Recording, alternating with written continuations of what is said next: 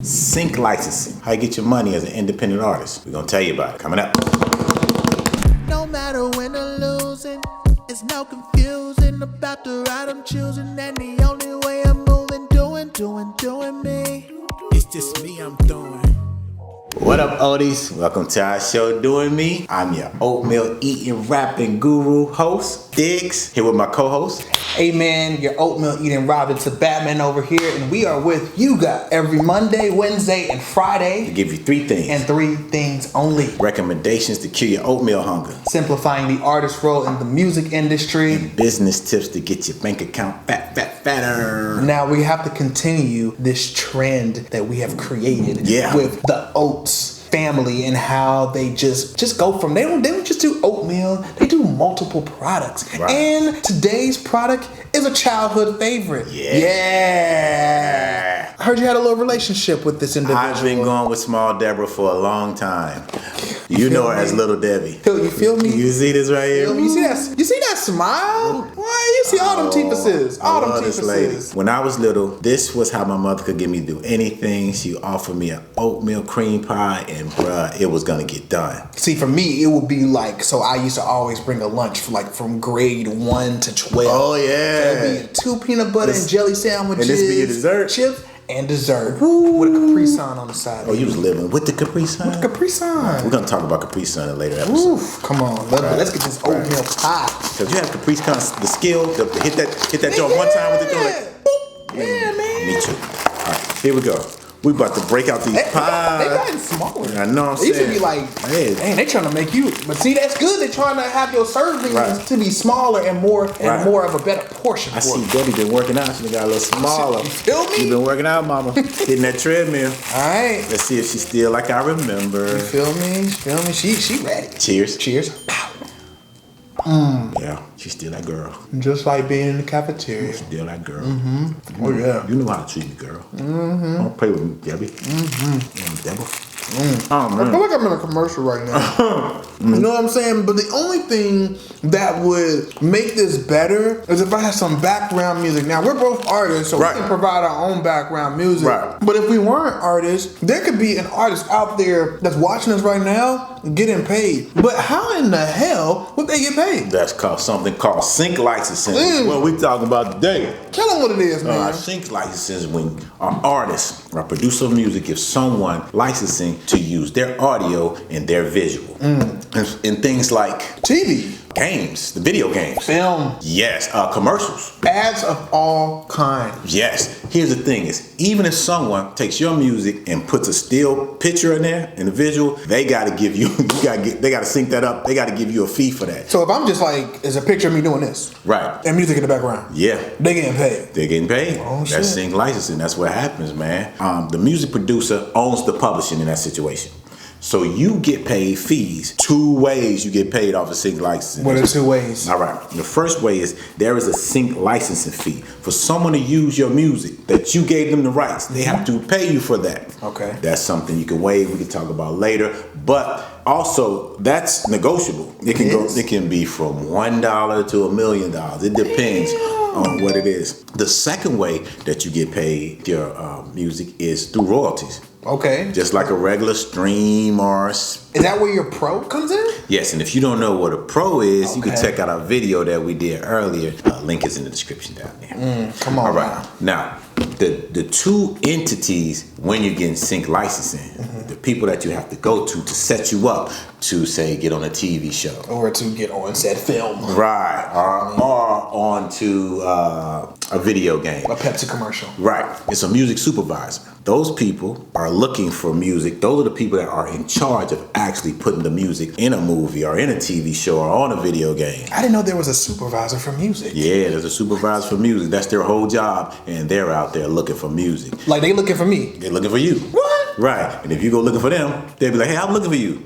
You know what I'm saying? There you go. Right. So is there a way to build this relationship? What are the steps to building this relationship with them? Right, so the thing with music supervisors is, and we're going to get into that in a later episode, is you can talk to them directly. There's a way you reach out to them, and then you can get your music to them. But there's a second person that is involved in that. Who's the second person? That's a music library. Okay, I need to hear this. Those guys are actually the middleman. Okay. And what they do is, in that situation is, you give your songs to them, they negotiate with you, they'll pay you a sync fee. Or they'll buy the rights of your song all the way out, and then put your song into a library and keep your song, and then they sell it to a music supervisor, and you get paid off the royalty. That's a discussion. That's a agreement you'll sign with them. You go back and forth. But there are people that you sign up with that get your music. They're like a brokerage house to get your music into video games and movies and TV shows and things like that. So if you're a little lost right now, I got you, because I don't need you out here just looking up and down while the screen playing. So basically what he's telling you Break it down for him. You got to spend money no matter what you got to do. What you do. But you can spend the money with the third party, because there's always a third party here to take care of that heavy load for you. All the running around and emailing and stuff. Exactly. Or you can say third party, and then you, the artist, as the independence that you want for yourself, you're going to have to do this legwork. Right, you put that legwork. And the thing is, which leads to a side note. A side note. You're sending your music, or even if you send it to a library, or if you're sending it to a music supervisor, or if you send it to someone to hear, or if you send it to a DJ, or if you send it to your friend, make sure your music is mixed and mastered at its best level. That's your asset. You want people to hear you at your best. You don't come out with you wash your face before you step out the house. Make sure you cleans up your track, make sure it's tight as possible, and then put your stuff out there. You want to put your best step forward at all time as an independent artist. It doesn't matter if your rough mix, if your engineer, your producer does a great rough mix, you better have the mix and mastered. As an independent artist doing this, a lot of us fall in the category of doing A, B, C, and then forgetting to do D. I want you to do A, B, C, and D.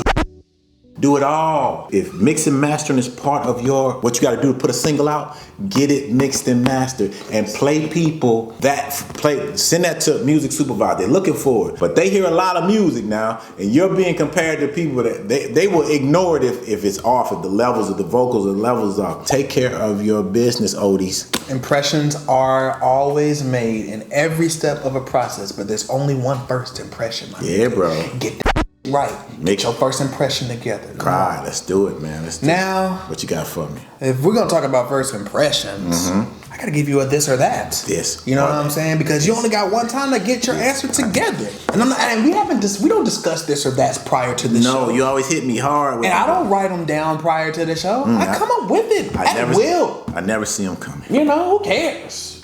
Mariah Carey and Celine Dion. Ooh. Now, if you know what time it is the Christmas spirit or the holiday spirit for other people. So maybe you got Mariah on play, where she probably gets money because she has a pro. I mean, what I'm saying, she does. I mean, I would have to go, the only song I know about Celine Dion. The Titanic song, right? The Titanic song. You know what I mean? My heart will go on.